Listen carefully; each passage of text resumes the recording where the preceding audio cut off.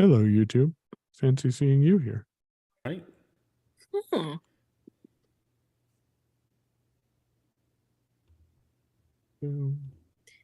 It's YouTube. And now the radio. Hello, radio. I wonder Now if you I can can say hello, talk. radio. I wonder if I can talk like this through the whole episode. Yeah. Use your radio voice. It would I don't be have like one of those. ASMR. In the evening, the I don't even know. Sunday night slow Yeah, jams. Sunday night slow jams, tech edition. Sunday night tech jams, slow edition. First time I heard Sunday night slow jams was when I was working on the radio, and I'm like, this is awkward. Yes. I'm really excited about how I'm gonna tech out this new apartment that I get the keys for. That's so cool. I wanna well, I don't know if you want that kind of input from me, but it'd be super fun to contribute. Yeah, for Are sure. you gonna come to the Ubiquity side? Yes. Nope. Can't do that. Nope. I can't do that. You're not gonna do that? I will be on the Eero side. On the Eros. Very good. Are you Very good. Ubiquity? So you're not Ubiquity guy, hardwired. Michael D? Yeah, I am. Michael and B. we're putting more hardwire in. We're upgrading our switch upstairs. Look at that. And yeah. Cool. The thing about Ubiquity I've is heard that good things about power over Ethernet is awesome. Mm-hmm. PoE is amazing if you have something that needs it. If you don't need it, then it's just extra. Too For much. most people, Right. the Euros are like way overkill. They're great I too. have VoIP phones that take PoE, so Yeah, most of my stuff is all Wi-Fi, and I purposely try to do everything on, what's it called? On wireless anyway, right? So Yeah, that's kind of my thing. I do the same thing pretty much. I just was looking at my setup, and yeah, I'm the same as you, Michael. I have Eros, and Are you on 6? Yes, I have the 6E. the 6Es. I've had them for about the past. I had the six Pros for a couple of years, and then I got the Gateway that I'm using now as a 6E. Yeah, the Eero Pro 6Es are just amazing. We have 2 of them, and I'm hoping this new apartment's going to be more open, more spacious.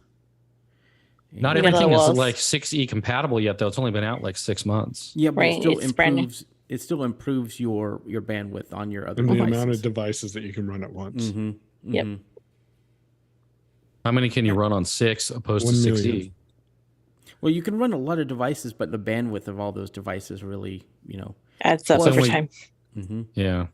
Plus, the 6E Pros are huge. Like they're big base stations. Yep. I was They are. surprised at how different they are to this, even the 6 Pro. That's funny. That YouTube content does start out with me saying, "Hello, YouTube. Fancy seeing you here." Awesome. I didn't think it would have picked it up, but it did. Perfect. Couldn't have timed it better. Yep. All right, you guys. Everyone sounds good on live stream. The slow jams. It's very, very, very misleading because it's going to be a SmackDown show today. Slow jams.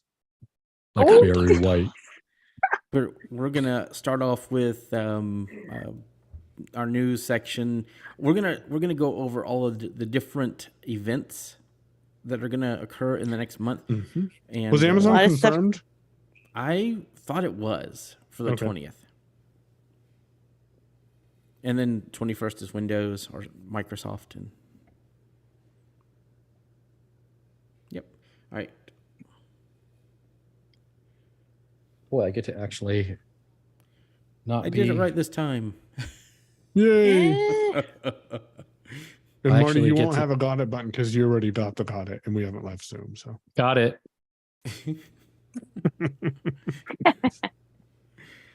I get to actually just be a podcaster. I don't have to do anything else. That's why I love this podcast so much. For somebody else can have the responsibility for once. yeah, and Michael's the if you want CPS me to guy. edit- Michael, if you want me The to auto- edit Thursday's episode, just let me know, or you can do it. It doesn't matter. Just I don't mind. doing okay, it. sweet. Since So just drop it to me when you're ready, okay, we'll do. and then we'll get it scheduled. I'm trying to get more stuff scheduled in Pinecast. So I'm not frantically trying to do it last minute. Yeah, I've got to record. I've got to do I think there's only one more episode of VO Starter Weekly for this season. So does that make a total of 3?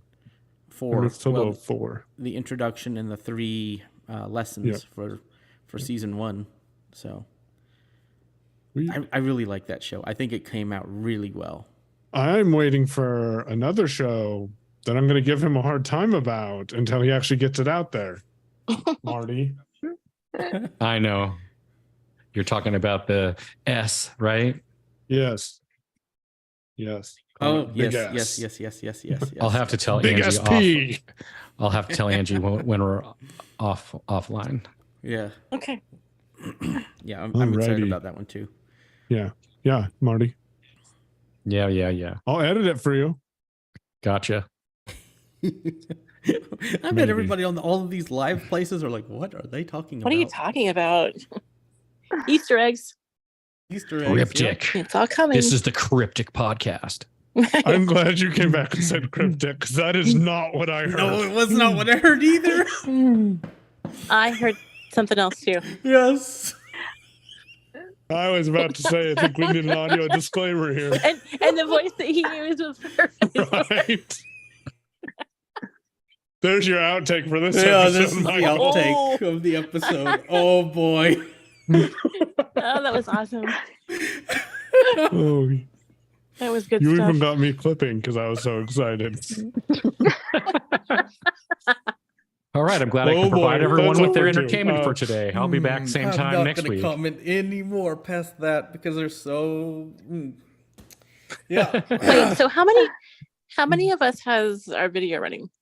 How many of you guys have your video on? None. Well, I don't even have a camera, so I hope Okay. I don't, because it would be pretty.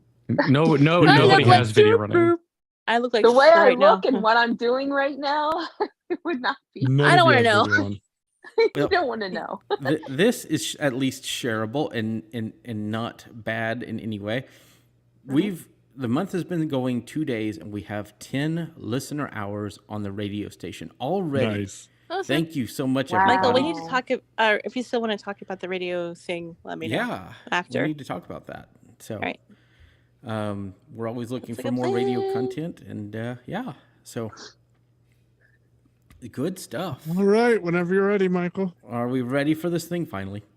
Let's Yeah. do it. All right.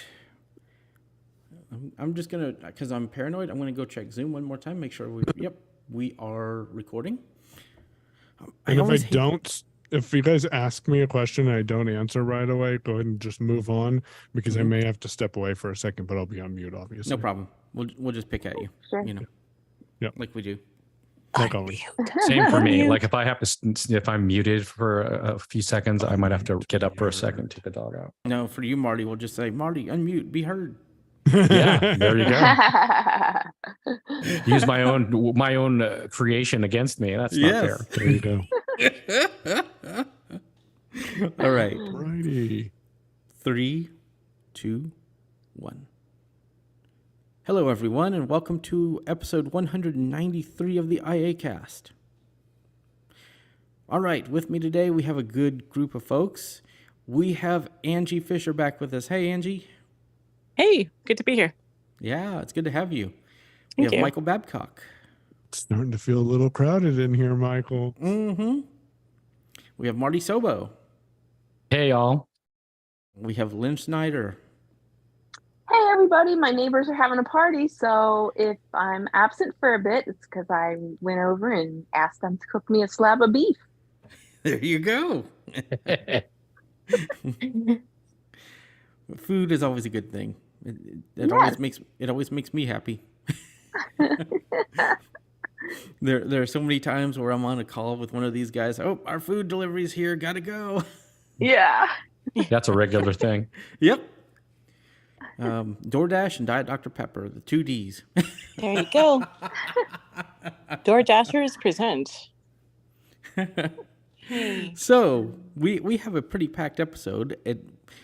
We were off for a week because I was out at the American Council of the Blind of Texas conference. It was a great conference. Taylor and I were there, met a lot of folks, and talked a lot about way around and got to, tell people about VO Starter and VO Starter Weekly. People love that.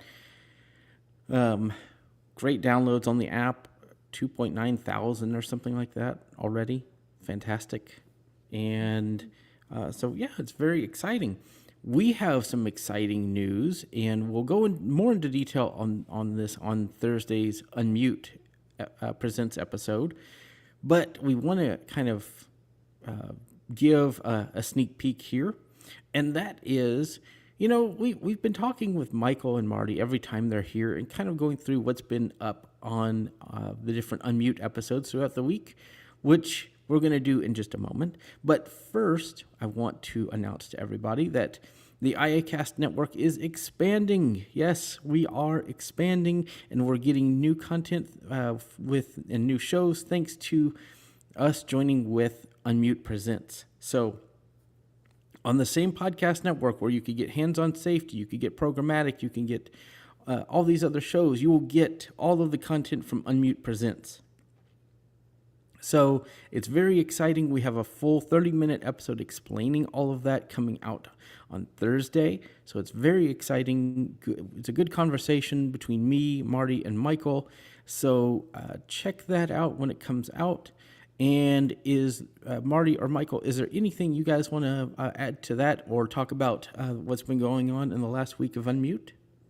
Yeah, we've just been working tons behind the scenes and with you, Michael D, to kind of bring us all together and put us under one roof. And we're super excited to move forward all kind of as one cohesive team. And there's a lot of other things coming, so stay tuned.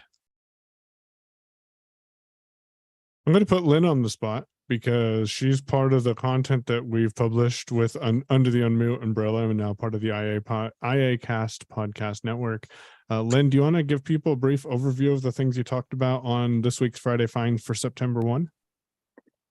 Sure. We started out by talking about some good news about a Braille bug that has been squashed, thank goodness, in the betas of iOS 17. So now those of us who use Braille displays, there were apparently several bugs that were addressed in the beta, and there was a lot of concern that they wouldn't be. But the good news is that, yeah, we can get excited about iOS 17 as well now. And we talked about the changes in social media, where people are feeling like they want to go out on their own, because they're feeling like social media is more media than social. And so people are leaving some of the big platforms and going to things like Discord and some of these other places where they can really have more control over the community that they are surrounded with. Like you have Instagram, that's everything is polished and beautiful and curated. And people are wanting more, cozy, comfortable community atmospheres.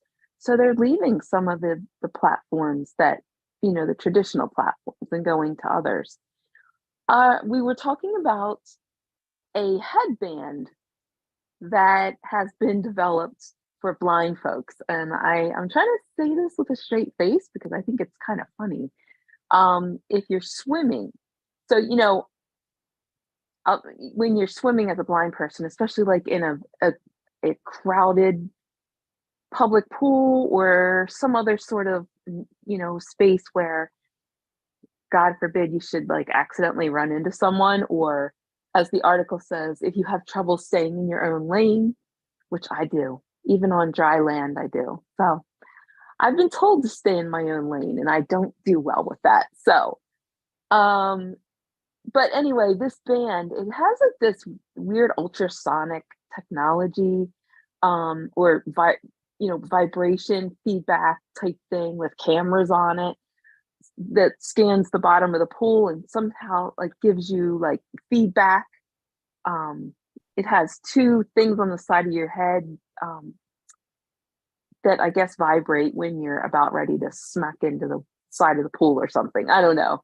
But it's pretty silly as far as I'm concerned. But, somebody might like it. And if somebody ever uses it, I hope they do a review of it. Maybe Marty can do a review of that device. Oh boy. I'm not sure that's a good idea. Anyway, and then we ended with robotic canines. So Google is working on a robotic dog. And I don't know if any of you would like to have a robotic dog as opposed to a guide dog, but it's interesting to think about. It's tech, I personally, so the answer from me would be yes. I want one just because I think it's just fascinating. As a guide dog user, I want to try one. I would do it. I would totally. I want to see what it's like. Yeah, and they say that it learns things that surprise My dog them. just looked up at me like, "Why? What?" He did. He popped his head and said, "Why? But I'm cute and I love you." But yeah, I would just totally think of try how one. much time you'll save by not needing to take it out. I mean, Take it out, groom it. Apparently, you do have to train it, and it has to train you because you have to speak to it in a way that understands. But I mean, let's face it, our real canines train us too, right? They teach us where they want to be rubbed up behind their ears and on their belly, and what kind of dog treats they like best. So, I'm really glad that we had a chance to talk about this, because this could be a whole topic in itself, and we may do this one day. Like, would you have a robotic guide dog, and why?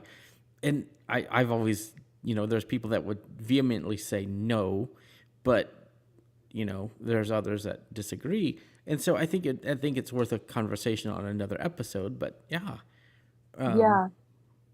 I will also say one other thing for Lynn is stay tuned to the next episode coming out this Friday, because there's going to be a really awesome announcement coming. So check that out. And then on Thursday, we had a chat with Gary and Mia from Echobatics, an interesting looking application that I've been playing with off and on. You'll want to go listen to the history behind that and how they've put that together. On Wednesday's Shell Phone Show, we talked about the ability to reset your Blind Shell Classic 2 to factory defaults. Sometimes you just need to do that. Michael talked on VO Starter Weekly about turning voiceover on and off. So that way, well, I guess this one is stopping voiceover. We had the ACB community replay on Tuesday. And then we also had Technically Working 23 on Monday. And you can get all that content in the iACast podcast feed. Yep, that would be the iACast network feed. Yep. iACast network, yes. Thank you, Michael. They're two different feeds. Yes. And that's what, if you listen to Thursday's episode, you'll learn all about all of that good stuff. But the iACast network feed, you may get more than one piece of content a day. So it's great stuff. It is a treasure trove. Let's call it that, a treasure trove of information in one feed. You do get more than one piece of content on Wednesdays currently. Mm-hmm. Yep. Well, we haven't decided when we're going to start season 2 of VO Starter Weekly yet, so it may not be directly after season 1 ends. So leave people in suspense there for a little bit. It is pouring here, guys. It's pouring there. Good. Can I show this? I don't know that it'll come through, but it is crazy. It is freaking it sounds like there's just wall of water outside. That is amazing. Wow. That is amazing. Can you guys hear this? No, Zoom is canceling. No, that's amazing. The filters are, canceling that out. See, that's a shame, because we could do an ASMR. We could get our listeners into a really relaxed state, right? Yes. There. Yeah, the rain. Whoa. Oh, wow. Oh, yeah. This is what's happening in Vegas right now. You are relaxed. You feel so relaxed right now. Yeah. It's crazy. It's like there's a shower on out here. Yep. And that's awesome. You're taking deep breaths now. Right. Now that we've gotten all of our listeners relaxed. And just so everybody now. knows, it's still technically summer in Vegas, and it's pouring down rain like it's the middle of winter. Wow. Yep. Okay, so nature is crazy this year, isn't it? it is. It is crazy. very interesting. Gosh. Okay, so next up, we have some interesting news that is happening. I like to call this time of year Tech Baseball Playoffs. I don't know if you guys have ever thought about this or if I've told y'all before. I like to say there's a the tech season falls in line with baseball. You start to get announcements in March, and they go all the way through October, right? Especially with Apple, except for this year. Apple kind of had an exception this year. I guess winter training instead of spring training with the new Macs. But typically they announce in March and they go and have announcements through October. Well, we're getting to the playoffs and because baseball kind of follows the same thing, March through October for the season, right? And so we're kind of getting into that this year, the playoffs, getting to the World Series, and typically it's Apple and Google, always has been Apple, Google, and I guess Samsung in times. But we have a lot of announcements that have been either confirmed or rumored to be in September and October. So let's go through those. We do know a confirmed iPhone 15 event September 12th. They should have done it September 15th. That would have been so fitting, Oh, yeah. But it is the 12th. And we're I'm hearing, maybe new AirPods cases or USB-C things, USB-C on iPhones, all kinds of new titanium iPhones. Cool stuff. I'm really excited about it. And I think this is going to be the year of USB-C. From what I understand, of course, we don't know this till they actually make the announcement, but at the same time that they're announcing the new phones, they're supposedly announcing in some sort of way new AirPods, I think AirPods Pro, with a USB-C port and getting rid of the Lightning. So if you got a new phone and new AirPods, you'd have one cable to rule them all, one USB-C cable. And I don't know that nice. I don't know that they're coming out with new AirPods. I think they're going to come out with a new case that you can buy them which in. won't even do anything. It's just going to have a USB-C port. It's going to be the same, I think. Yeah, and that's fine. Now, if we get AirPods 4 with USB-C, that would be awesome. Yep. Yeah. Yep. That would be amazing. Mm-hmm. I'm just happy that there's USB-C. It's time, Yeah. I've been dragging around lightning cables for this and that for a while now, even though I use wireless charging for most of my stuff anymore. Mm-hmm. Sorry, it just got a lot worse out here. Cut for just a second. Angie, did you have headphones in or something before? Yeah. Okay, because you're on. Are you on Android? No. Okay. Whatever you're on, you're kind of hot. Your mic's kind of hot when you talk. Mhm. So it kind of comes in a little loud. Okay, hang on. Yeah.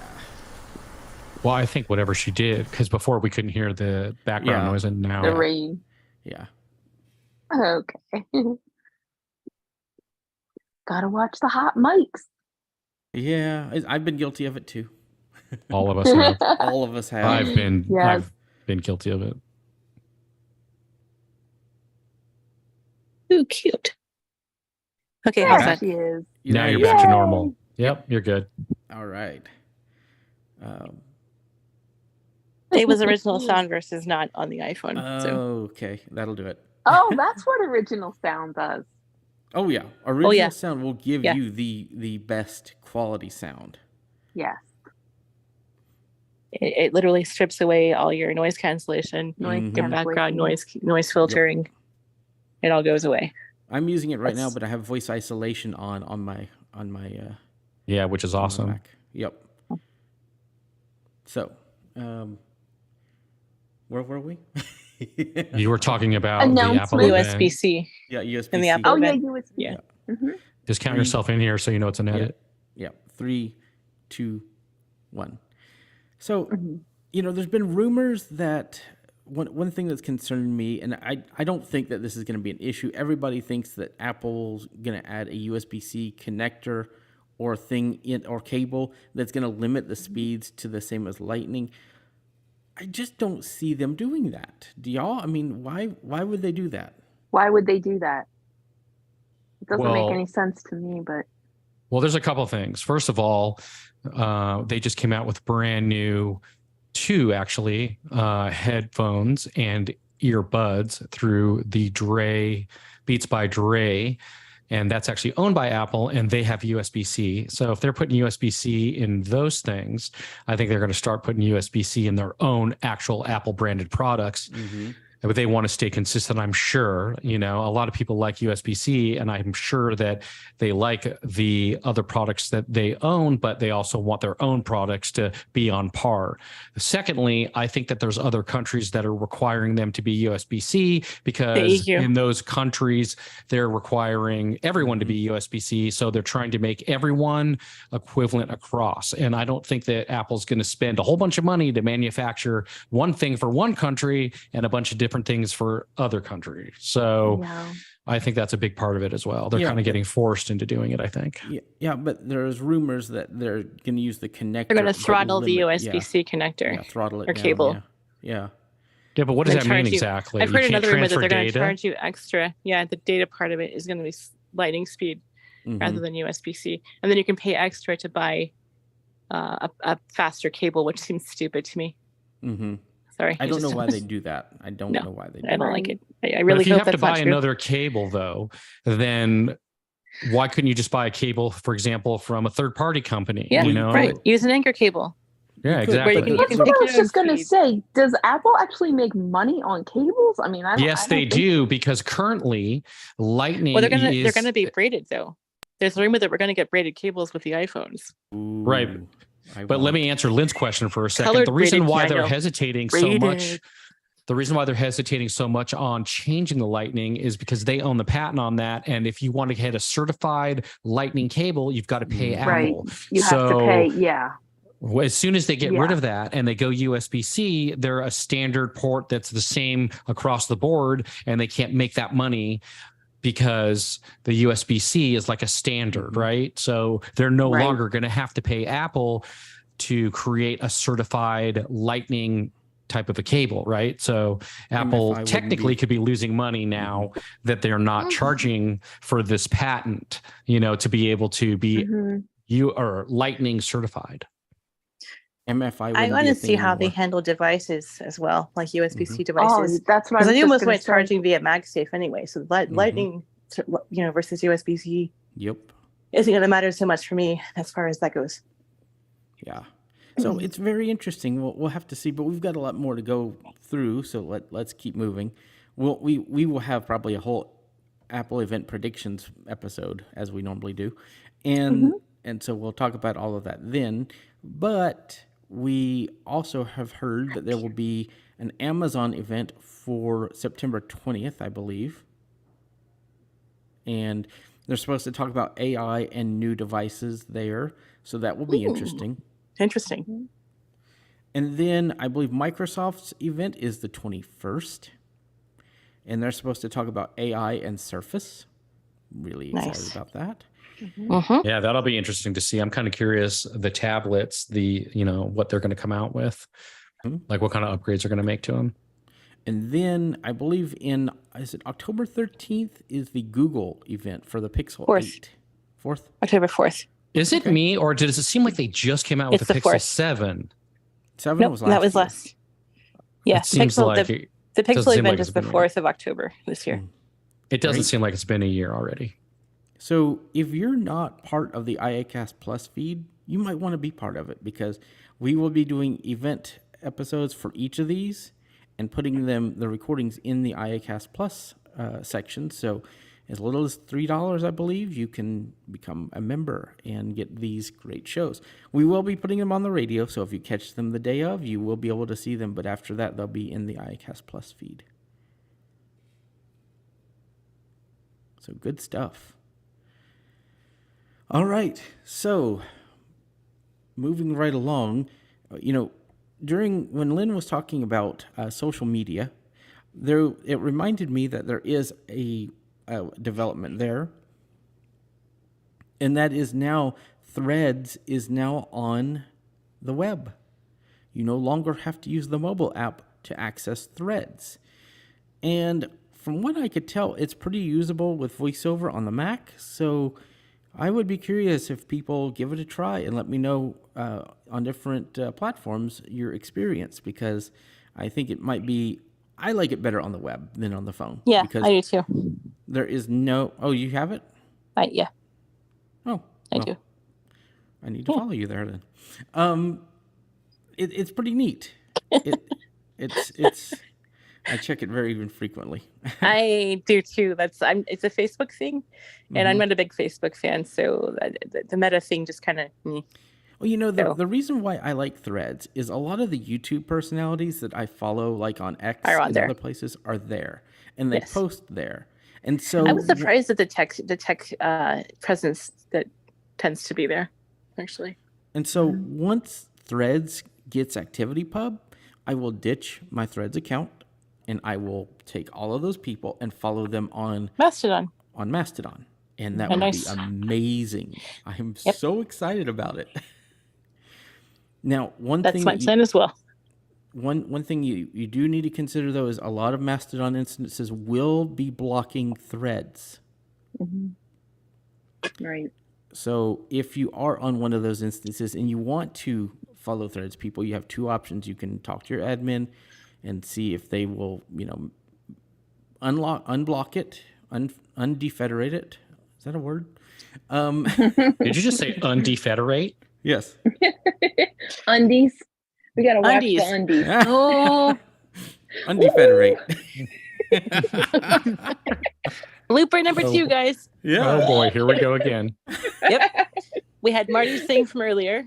We haven't had many outtakes on the show, and so this has been good. But we're keeping this in. Undies. So we're keeping this one in. So yeah. So it happens.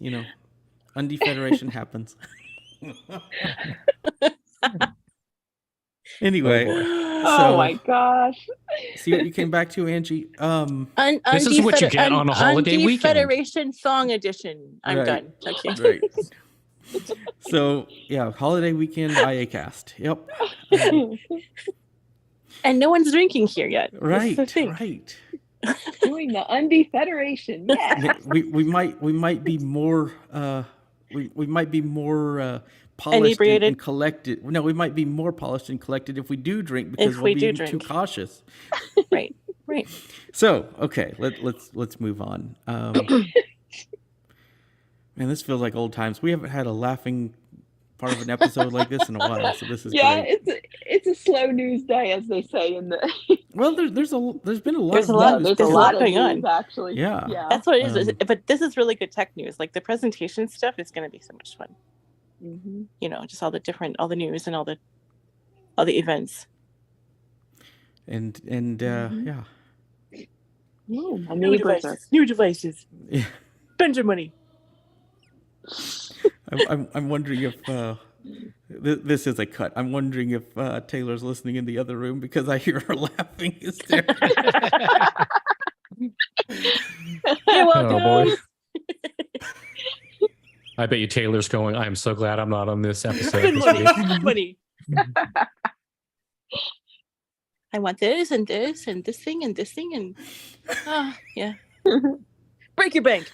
Wow. Oh boy. Oh boy. She's still laughing. So if we're gonna finish this episode anytime today, we got to keep it moving. Let's go. Keep your eyes on the merch store, you guys. We might have like iACast undies. I love it. Oh man. 1999. Your pay today.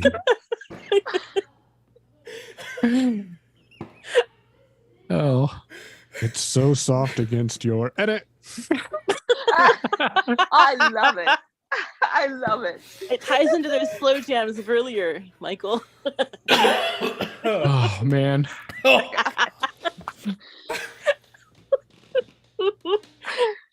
right, we need an adult in the room. I think this episode is lost, Michael. I think you're done. No, I think we just completely went off the rails. We'll get back to it.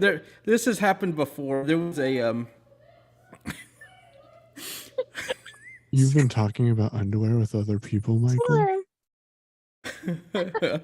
I don't know if my microphone's picking up, but Taylor is hear her. laughing Yeah, it is. hysterically. I can totally hear. And there's a delay because of the radio station.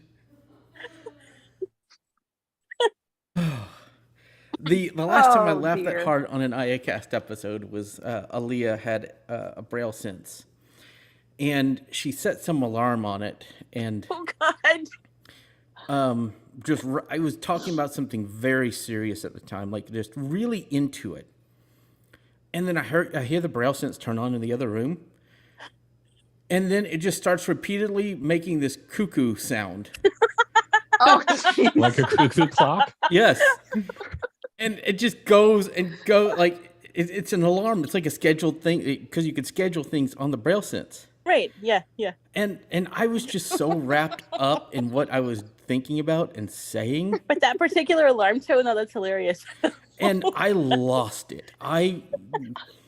It was like 15 minutes before I could get under. There's an outtake out there of me laughing hysterically for like 15 minutes. Oh, that's perfect. That's funny. That is priceless. Oh boy. Okay. Well, you know, like I Technology, it makes covered you on laugh. my Friday finds, I was saying that people are craving authenticity. You know, Yes. I mean, yeah, they like the polished presentation, but they also just like people just hanging out and having a good time. Talk about technology, have a discussion about it. Like, it doesn't have to be. And this is how we market the radio station too. You never know what you'll hear on the radio. Yeah. What you're gonna get. Yeah, it could be live or pre-recorded. You never know. Mm-hmm. Or there might be some outtake that Michael decides to stick up there and make everybody laugh randomly. Yeah. Or it might just be all AI and nobody would know. And right? And the unfortunate thing is I'm the one who ends up being in that position the most, I think. Lately, yeah. There are 5 people that heard that. I'm sorry, 5 people. We'll get back to it in a second. Okay, so I remember what we were talking about. So, 3. Is everybody good now? 3. No. For now. Okay. For now. Yes. 3, 2, 1. So because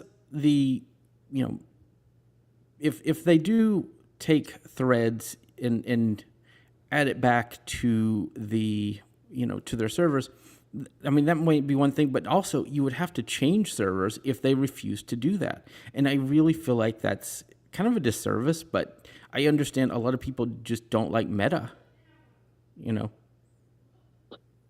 didn't they say that I think they were talking about how initially they had tons of downloads, and then a lot of people signed up, and then the user stats showed that it was kind of dropping off after a while. Like it was the new thing, right? Everybody wanted to get an account, and then it seemed like a lot of people sort of just dropped off and didn't use it. But I'm not so sure. I mean, it is summertime. It is like where people are out more.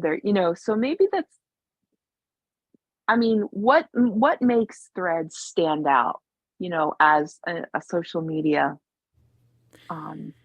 It's like different. what makes it shiny. inviting? Yeah. Mm-hmm. It's shiny. And I mean, accessibility wise, it has problems. Mm-hmm. Yeah, But it does. One thing that I do like about Threads on Android is on tablets, it looks great. There is no iPad version of Threads. It's just a part of the screen phone app. So, I mean, it just depends on how you use it. And I am wondering, though, if I could go on the iPad and go to the Threads website, if it would say, you need to have the app or, Try it.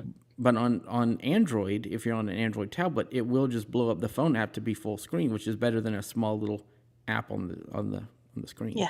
Phone-sized app on a tablet-sized screen, which is awkward.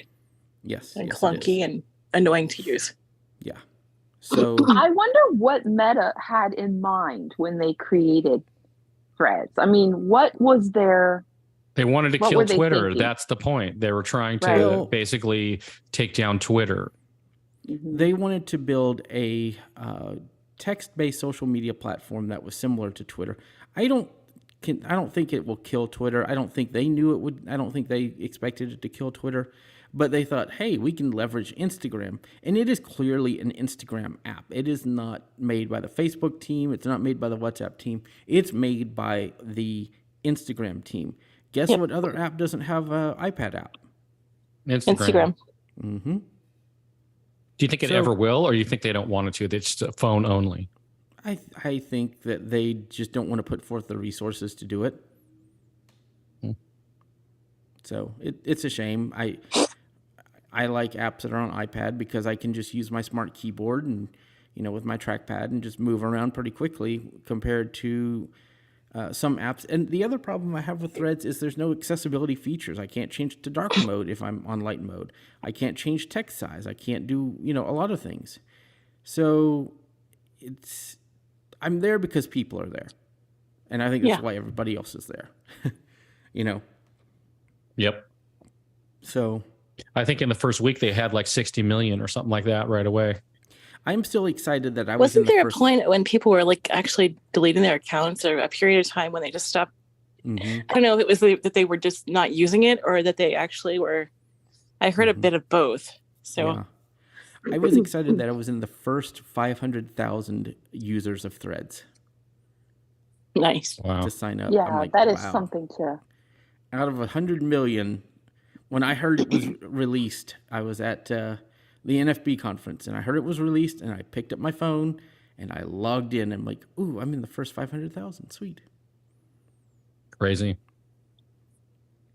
So, all that to say, things are changing. I'm just waiting for ActivityPub with Threads, and I will be very happy person. So, let's move on to our main topic for the day, because I think this is kind of big. And on the iACast in the past, we've always talked about, do we need specialist, or I guess Double Tap calls them specialist devices. We call them assistive technology devices, or like regular AT devices, or should we as a group move more towards the smartphones, Android, iPhone? And I believe that, for so long it was, you need to move towards a touchscreen or else. And now we have these devices like the Blind Shell Classic 2 and is it Capsus? Am I saying that name right? Right, that new smartphone, that Smart Vision 3. Yes. Yep. Right. I believe the company is called Capsus. Yep, out of France. Out of France, yes. It's in French. And, both of those are running a derivative of Android, and they're different. And I've gotten to see the Blind Shell Classic 2, which is kind of a candy bar phone with buttons, no touchscreen. It's running an earlier version of Android. Excuse me. It's running an earlier version of Android, and it has its own app catalog that you can download. The other one is the Smart Vision 3, which has both touchscreens and tactile buttons. I have not seen this device. I've only seen pictures. And it's gotten some fair amount of publicity in the U.S. through mainstream tech, and about it helping the blind and visually impaired. Michael, as a totally blind user, you've tried both of those devices, and do you want to expand on any of those things or talk about them in detail? Back to me.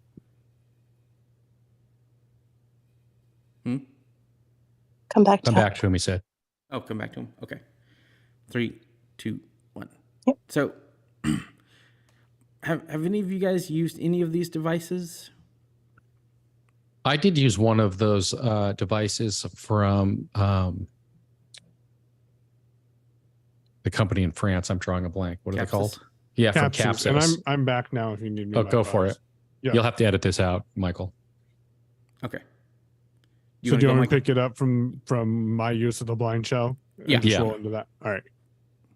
So recording the Shell Phone Show, which is a weekly how to do something on the Blind Shell Classic 2, have become very familiar with the Blind Shell. And since we sell it at AT Guys, I provide a lot of support with it. I have also used the CAPC Smart Vision 3. And between the two devices, and Blind Shell has not paid me for this endorsement, I prefer the Blind Shell Classic 2, mainly because it's a predictable interface that people know how to navigate and know what to expect in the interface. That does come with the con of you being limited to the applications that's been vetted on the Blind Shell Classic 2. And trust me, the Blind Shell Classic 2 is not perfect. As I said on Talking Points the other day, right now you can edit field, or you can navigate an edit field by character or word, but you cannot navigate an edit field by line or paragraph. And that's something that I really wish you could do. However, when it comes to the CAPC Smart Vision 3, you do get the flexibility of installing anything that's available in the Play Store. You do get the flexibility of customizing it, but you do also lose that consistency. Now, you get the best of both worlds because you get a touch screen and a keypad. So if you know that the OK button or the save button is in the bottom right-hand corner and you are spatially aware, you can just tap down there and hit the OK button once focus is there, or double tap the screen like you would with any other touch device. Yeah, so I guess that's kind of my question. Do you think that there's a place for both, or do you think that the Blind Shell Classic fulfills? I do. You do? You think there's a place for both? Yep. Sure, absolutely. There are just some people who aren't comfortable with touchscreens, and especially if you have even like elderly people who have macular degeneration. And some people just like buttons. Like they just prefer the button interface to navigating a touchscreen. It intimidates some people. So even if you just use the buttons and the arrows and that kind of thing to work them up to getting used to a touchscreen. But yeah, I definitely feel like there's tech is about preference, and it's about choice, using what works for you. Right. Yeah. And I mean, do you know how many people out there want to just be able to make a call? I mean, especially if you're someone who has recently lost your vision, a lot of people feel overwhelmed and think it's very daunting to go to this piece of glass that you have to figure out how to use gestures and double click and do all these things. They don't want to do all that. They still just want to make a phone call. They don't need to. They're overwhelmed by losing their vision, by going blind, and then you add this extra layer of technology on top of it. It just makes the whole experience a lot more stressful. Exactly. So yeah, you're right. Exactly. And besides that, I mean, there's other things. A lot of people, they lose feeling in their hands and they can't really feel what's going on the screen. So by having something tactile, that's going to help them at least be able to feel a little bit. And honestly, some people, especially people who maybe are, up there in age, they don't need all of this other stuff. They just want to be able to make a phone call really and answer the phone and that's it. So. Yeah, I would say that it's for young people, you really do want them to be like kids, for example. You want them to be on mainstream technology as much as possible, because you want them to be able to use the technology that they're going to see in their workplaces or their schools or a lot of kids, especially, they want to use the same technology their friends are using. But I think when it comes to the older people, especially, but not just older people, like you said, people that have, there are a lot of people that are our contemporaries who just prefer buttons. It's just a preference thing. And again, my mom, she is elderly, and I'm telling you right now, you have to. She's doing great. She's 92, and I give her a whole lot of credit. Amazing. Like, she wants to use technology. She really does. She's not somebody that says, "Oh, I don't know. I can't deal with this stuff," or whatever. But she now, I think, is really starting to have trouble with the touchscreen. She seems to touch things the wrong way or accidentally or whatever. Sure. And if you have tremors in your hands, or there's any number of things that could, or some people just don't register, like they think they're tapping something once with one finger, but some other part of their hand is touching the screen and it's registering as a double tap or a double touch, or, And also, I think that especially like in my mom's case, but other elderly folks that I've worked with, they need things to be kept super simple. Yes. Not because they're stupid, but No. because they cognitively, they can't handle like a lot of things on a phone. Like Marty said, there are some people that just want to make a phone call. That's all. Like it's like information overload. If you're looking at, let's just use the iPhone, for example, and you just only open the phone app, you have to figure out what all the little icons do, whether you want to be on speakerphone or not, whether you want to show the keypad or not. Half the time they don't know, wait, where's the keypad? And then if they have to find the keypad, and there's an address book and the voicemail. I mean, there's so many things just in the phone app. Most people take that stuff for granted because you just do it all the time and it seems easy to you. But someone who does not have the experience on that technology, not only do they have to learn how to understand the technology, but then they have to learn where everything is and how to do it. And then on top of all of that, you add voiceover gestures and all this other stuff, Well, and even to that, just think about this, and this is bugging me. Okay, iOS 17 is changing the call screen, and that button is still down there in the middle. But what happens if you go too far to the left or too far to the right? You get the other buttons, and so that muscle memory that people have built up over 13 years, 13 years, it's different now. Is all different. You have to relearn it all.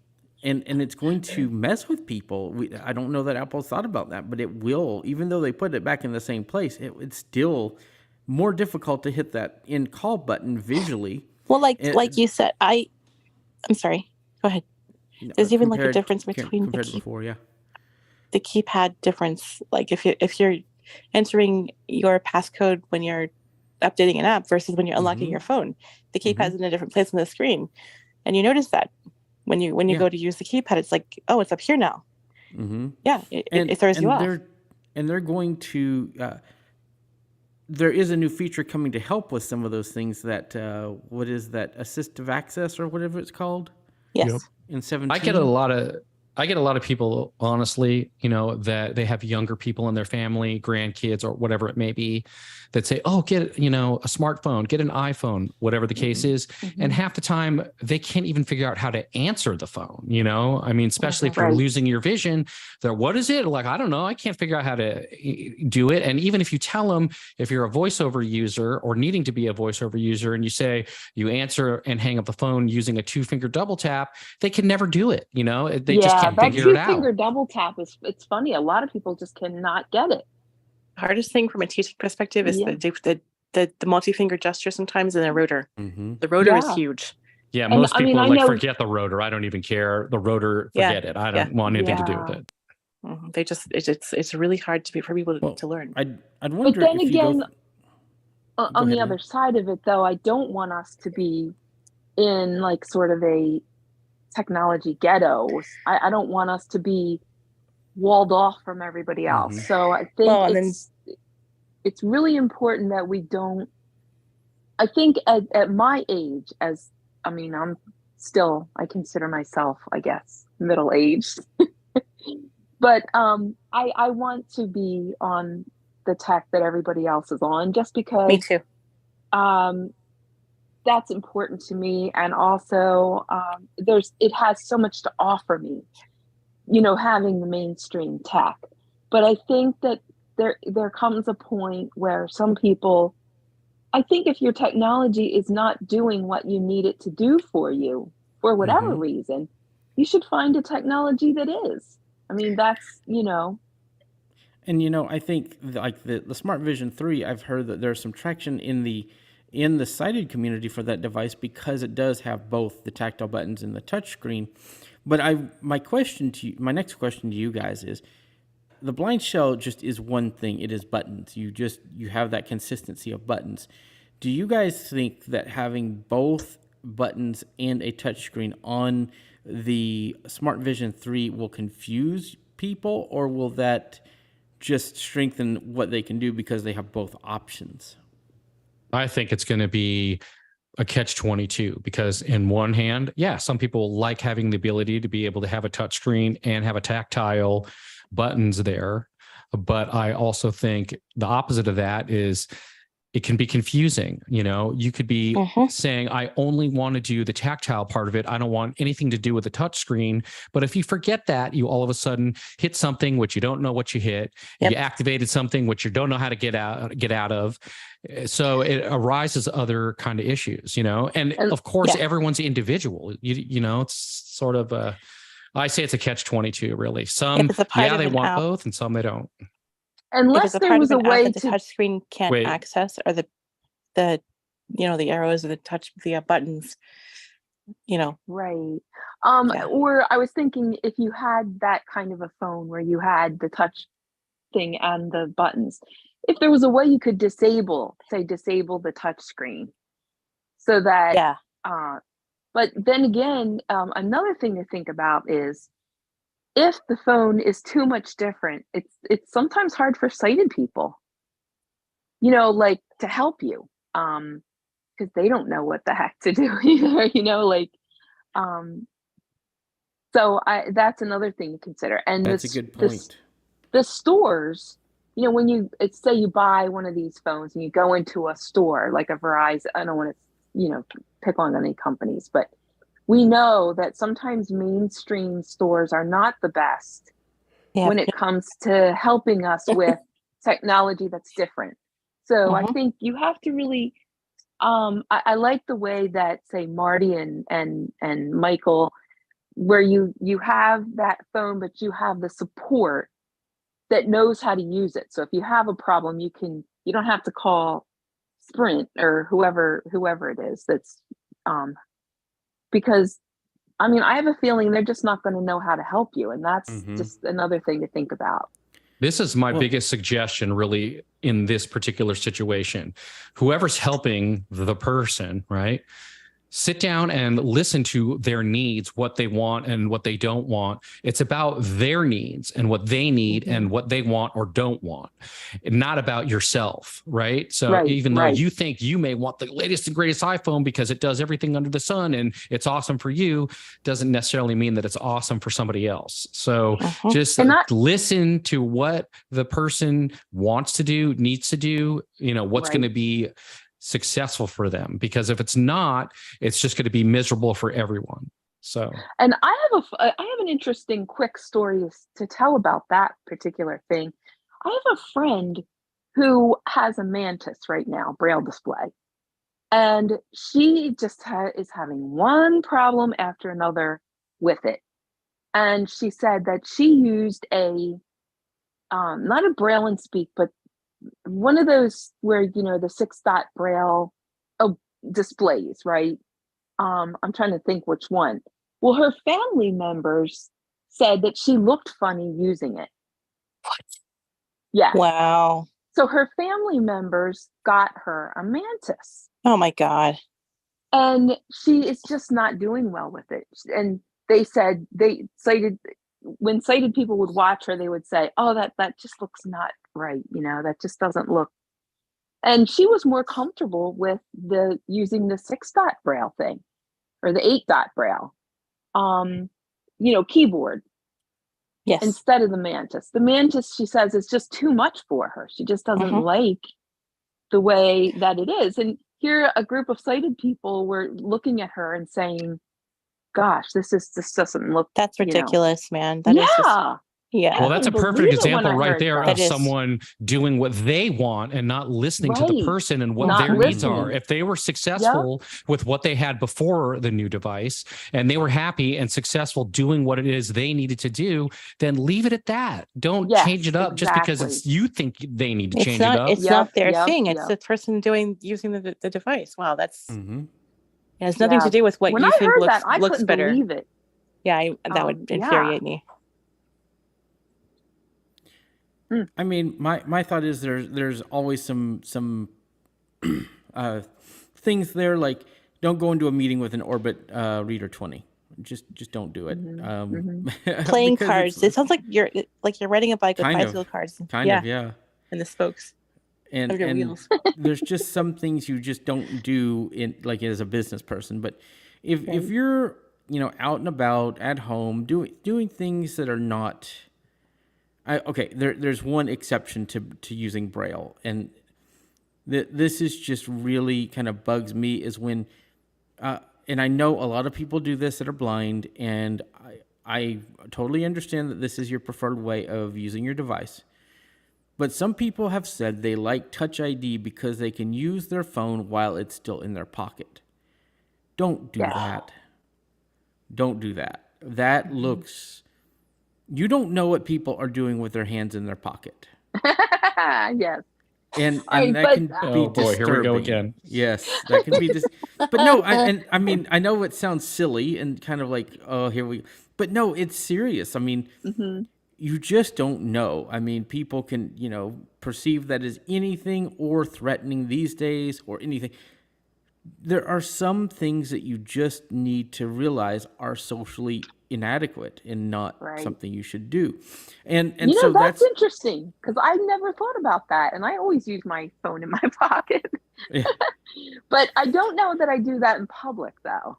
But I am somebody that does that uses my phone in my pocket because a lot of times I'll be doing something and I'll just do that just because I didn't want to hold my phone in my hands. But that's a good thing. I mean, that's something interesting that you say. It's something I've never thought about.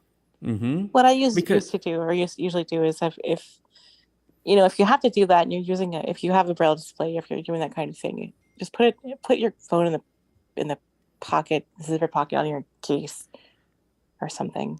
Yeah. I don't know. And there are people that use there are people that use the iPhone in a slinger and they'll just wear their phone, and walk around with it.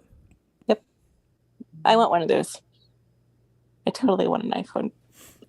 Yeah, the slingers are pretty neat. And I got to see one and they're pretty cool over the weekend at the conference. They're really neat.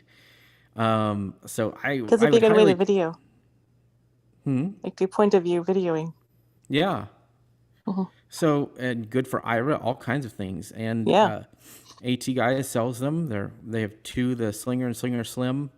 So there's so many ways there. But going back to the topic at hand, because I want to really talk about this.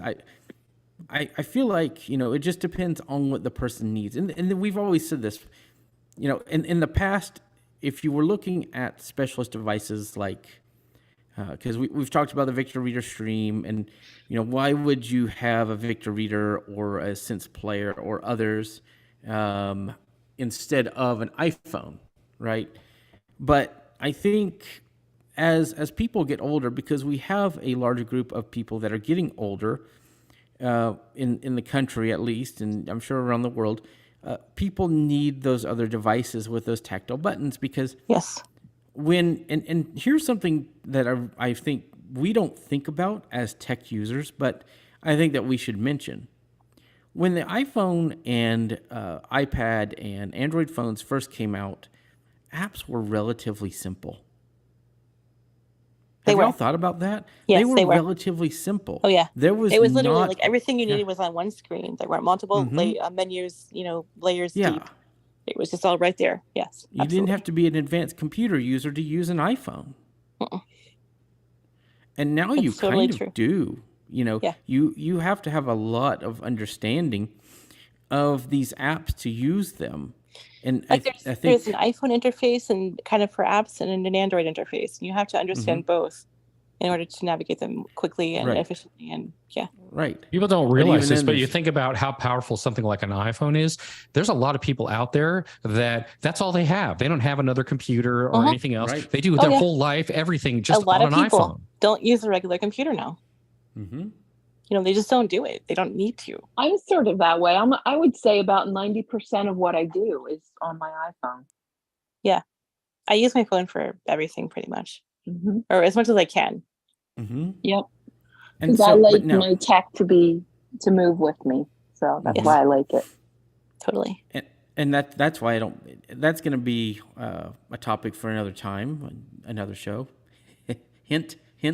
About desktops and laptops, where they're useful. Yep. So I think audio editing, video editing. Yep. So heavy lifting. Yeah. So many things. And so I think that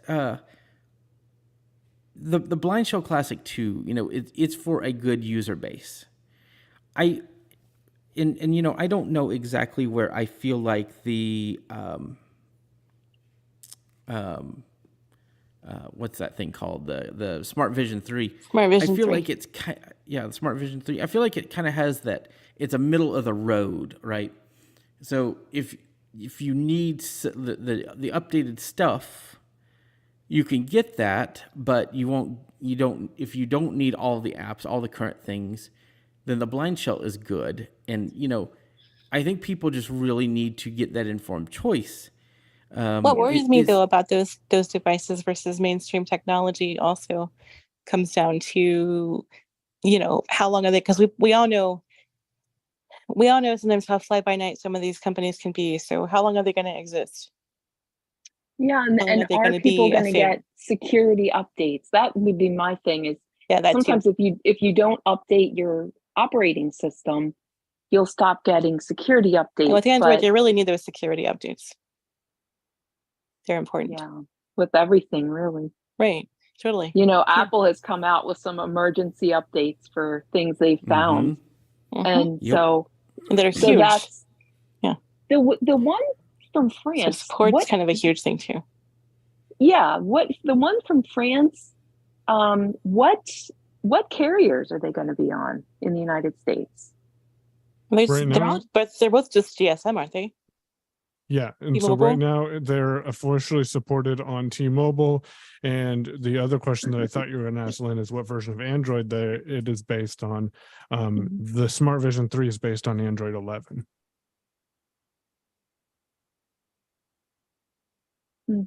So, and then the Blind Shell is supported. The carriers for it, T-Mobile. That's T-Mobile.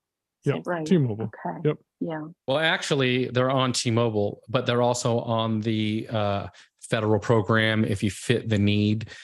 And I think you have to go through a process, but you can get it through that federal program if you're only making a certain amount of money, or maybe you're on Social Security disability or something like that. They do have that, which they talked about, I don't know, maybe a month or two ago now.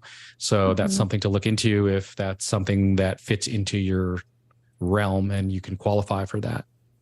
Yeah, so Blind Shell USA is connected with Easy Wireless, who is administrating the Affordable Connectivity Program. So if you're familiar with ACP, then it gives you $30 off of your cell phone service, which is the cost of the cell phone service, but that's still backbone on the T-Mobile network. So it's only officially supported on T-Mobile.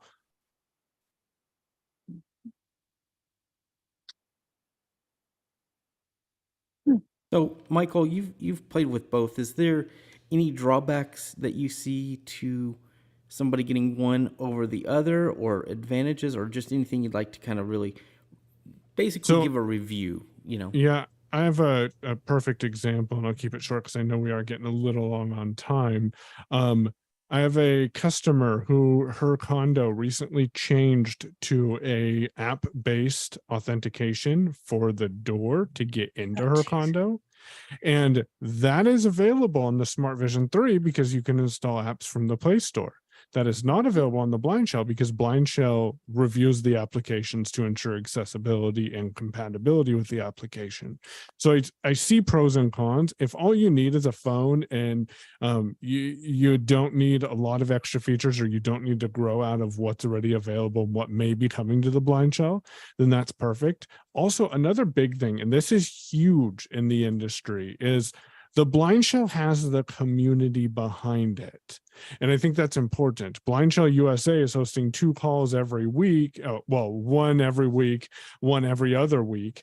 There's a mailing list out there. I'm producing Shell Phone Show. You can get the 33 hours of content. Mystic Access has created content based on, the tutorials. So there's plenty of options to either get paid assistance, get free assistance, or get community-based assistance. I don't see that much on the Smart Vision 3.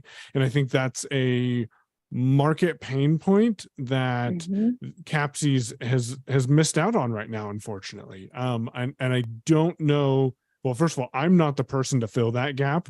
I'm willing to help anyone who's interested in that, but I'm not going to take that on because I have committed to the blind shell.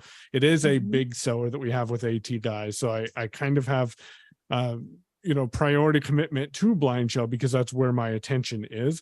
But I think that if you need community support and you don't think you're going to need these advanced applications, look at the blind shell. It's a great phone. I really like it. It does have its shortcomings, but as was brought up on a blind shell call called Talking Points recently, gentlemen on there wanted an app. App wasn't available, so you just went to the web browser and got the information from the web browser. And I think that's something people forget about. Yeah, there might not be an app, but does there have to always be an app? So you have the best of both worlds, because you have the walled garden, if that's what you want. But if you need to go outside of that walled garden, you do have that ability as well. Yep. So you can just use the web browser, and you just interact with the web page. Like the Lyft app and the Lyft web page for mobile is very similar. Really? So Interesting. Because Lyft has an m.lyft.com or m.uber.com. One thing you do want to keep in mind, though, is there are, and this was kind of brought up with the Sense Player as well. These devices are running Android, but they do not have Google services. Yes. Right? Yes. Right. The Smart Vision 3, I believe, does, because it has the Play Store. Yep, and it's certified by Google. But the Play services part isn't there for the other stuff. Right, and Correct. so The blind certain shell. GPS and navigation features that you would get from Play services, they may have their own equivalents, but the same that you would get with Play services is not there. So also, you lose that sign-in with Google functionality as well, too, in a lot of cases. No sign-in with Google. Yes. But didn't they fix that with like signing into Gmail on the... Yes. So Gmail's authentication process, and not to mean to get into the weeds a little bit now, but Gmail's authentication process in May of 23 actually changed. You used to be able to go and enable sign in with less secure apps and then get an app specific password under Google security, which is a little bit convoluted for someone who all they want to do is set up their email. Well, you can't do that now. And in order for Blind Shell to keep up with what was changing, you now go through and authenticate the Thunderbird application, which is the application that they're using for mail, is the open source Thunderbird app for Android.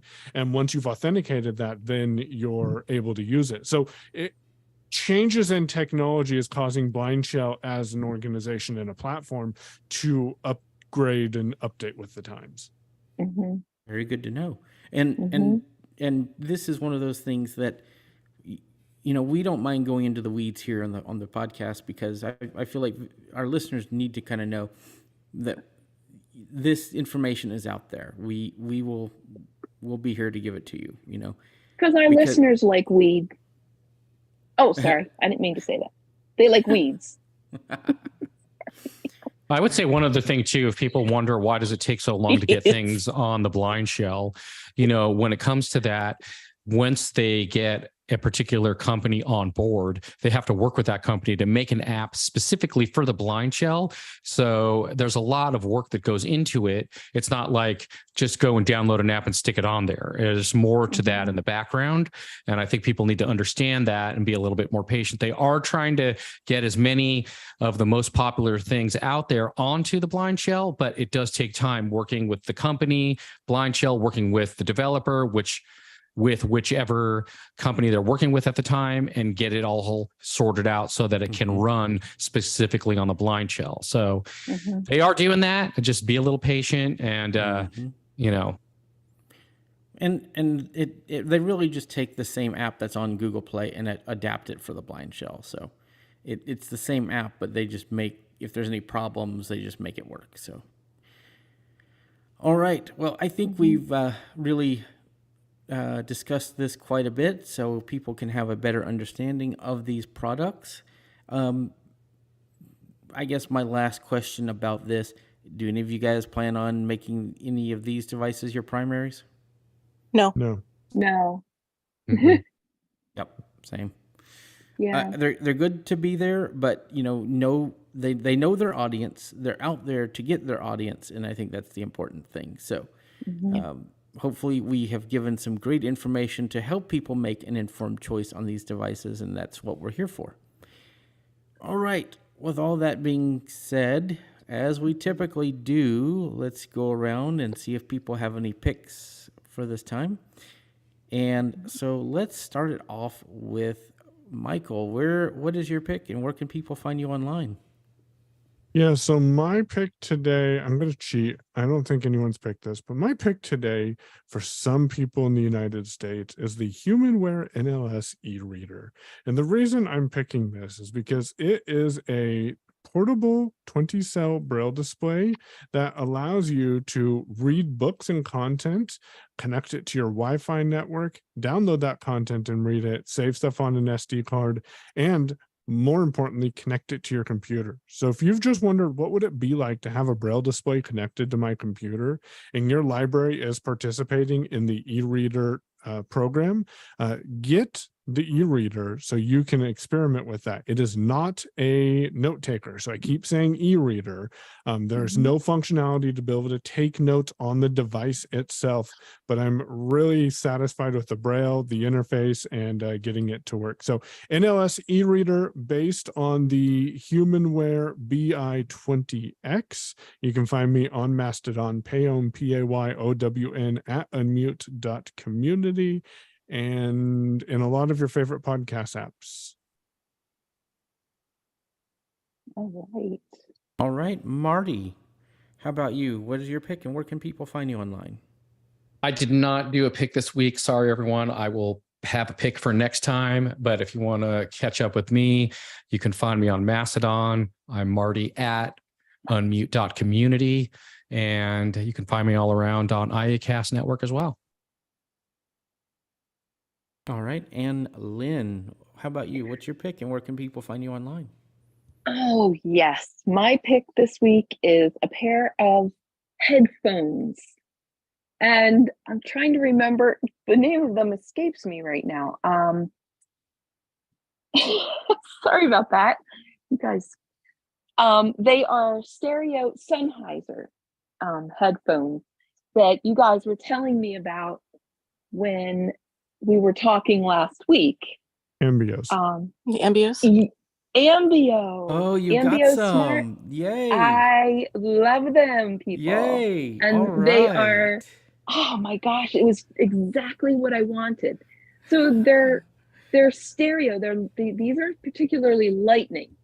So if you have like a lightning port on your phone, of course that's going to be changing soon if you get a new phone, but there is an Anchor adapter they say you can get that actually that goes from the lightning port to the USB-C. But the thing is these headphones are stereo. They have stereo mics on them. So you have a mic on each earpiece. So on each side of your head, you have a mic. And what you can do is you can record in stereo with this mic, and you can put your phone in your pocket. Or you can put your phone down, or, well, not down really, but because there are stereo mics on the iPhone. But I like these because you don't have to have your hands on the mics or on the phone so that your voiceover is coming through and all this. So I just love these things. And they're selling on Amazon. I think they're in there aren't many left. They're not being made anymore, but I still love them. And Ambio Smart from Sennheiser. If you want stereo recording, they're pretty cool. And where you can find me, well, I don't know where I am right now. But you can right now, eventually I will get a really cool email address on the new network setup. But for now, you can just write to Cane Prince, like footprints, only cane, at hotmail.com. Fantastic. I love those headphones. I still have my first pair. Me too. They never sorted out yet. Nice. But they are starting to fray at one of the ends, so that's kind of a shame. And the problem is they have that heavy That's the unfortunate. They do have like a heavy remote control thingy. And I think when you have stuff like that, it sort of pulls that cable a little bit. Yeah, but they're still worth it. They're so Yes. great. Have you tried the? I was just going to say, if you haven't yet, Lynn, go download the app. There is an app for I them, did. and then you can configure what the buttons do on that box too. Yeah, and they have voice prompts. Mm-hmm. So that is so awesome. Oh my Lynn, gosh. have you tried the amplify level for transparent mode? No, I haven't done that yet. It is amazing. It is probably as good as the AirPods version of the same thing. Oh, okay. Well, I will definitely check that out. You can wear those and hear what's in your environment. It is fantastic. Mm-hmm. And you can hear really far away too. It's amazing. All right, Angie, how about you? What is your pick for this week, and where can people find you online? My pick for this week is Be My AI. If we haven't done that yet, has anyone done that yet? Nope, you're good. No? Be My AI. It's a feature of Be My Eyes, and it describes pictures. It really describes, and it does a really good job. So you can take pictures with it, and it will describe them in tons of detail for you. You can ask questions about the picture once it describes it to you, and the question and answer part of it presents almost like an iMessage chat with the image at the top, and it's quick, it's super detailed, it's amazing. Compared to anything else out there that does this type of thing, you can also import pictures into the app, and it's similar. You can ask it questions about your photo. The detail is amazing. It's like being able to flip through your photo album and just have it, look at pictures. I would say that, and I'm sure there are things it gets wrong, that's inevitable, but I'm loving the crap out of this. It's so cool. I've done more with my photos over the last 2 weeks than I ever have, and it's amazing. I love it. Now, is that for iPhone and Android, or just no iPhone? Just iPhone. Android is coming later on this year, but yeah, it's totally an iPhone thing. And have you used our last episode was called Bing My AI. So, yeah. Have you tried the equivalent with Bing? Yes, I'd say they're comparable, but I feel like Be My AI gives you a little more information. It's extremely detailed. If you'd like me to for the podcast, I'll do a screen recording and pull the audio off it and give it to you. That would be fantastic. And you can put it up here and just insert it into the episode.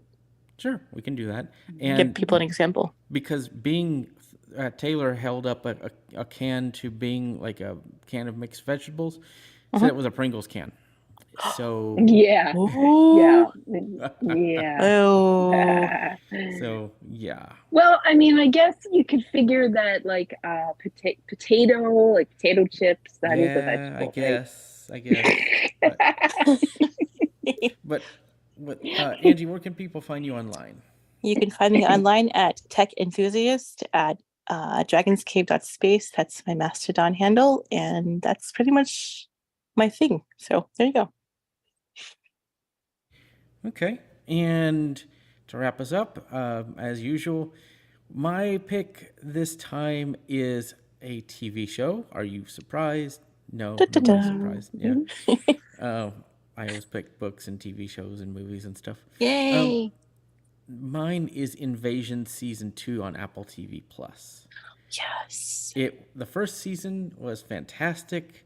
Season 2 is starting out really good. I finished episode 2 Wednesday. I'm watching them the day they come out. So I love the show. I can't wait to see what happens.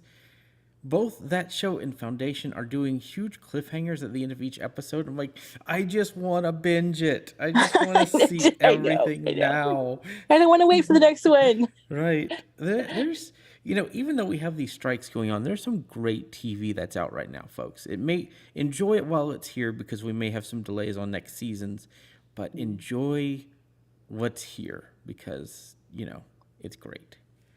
As for where people can find me online, I'm Mike Doise at techopolis.social. That's MikeDoise at tech, TECHOPOLIS.social. the best Mastodon server out there. Just saying, in my opinion. You can email me at Mike Transfer Dowie. over. Yeah, you should. It'd be awesome. I should. You can email me at mikedowies@icloud.com, and you can get in touch with the show by emailing feedback@iacast.net. This has been another great show. We are rolling towards 200 episodes, and again, we have a very special surprise at 200. That's the plan. So we need to get on that surprise here pretty soon. I'm really excited about it. So it's good stuff. All right. It's been a great episode, everyone. I want to thank everybody in YouTube that have watched, everybody on the radio. There's been quite a few people that have come in and out. We've been podcasting on the radio off and on for about 5 hours now. Mm-hmm. So it's been a wild day on the radio station. If you do not tune into iACast Radio, you really should. We do some great shows, and there's some edited content on this podcast that was on the radio. So if you're here, you know. And if you aren't here, you will know on iACast Plus. So I want to thank everybody for being here. Marty, Michael, Lynn, Angie, you guys have been fantastic, and we'll be back next week. I will be in my new apartment. We'll see how the sound is there, if it's as echoey. Yeah, there you go. That. So get the keys tomorrow, so I'm excited, and Awesome. We'll go from there. So thank you, everybody, and we will see you next time. See ya. Bye-bye. Have a great week, everybody.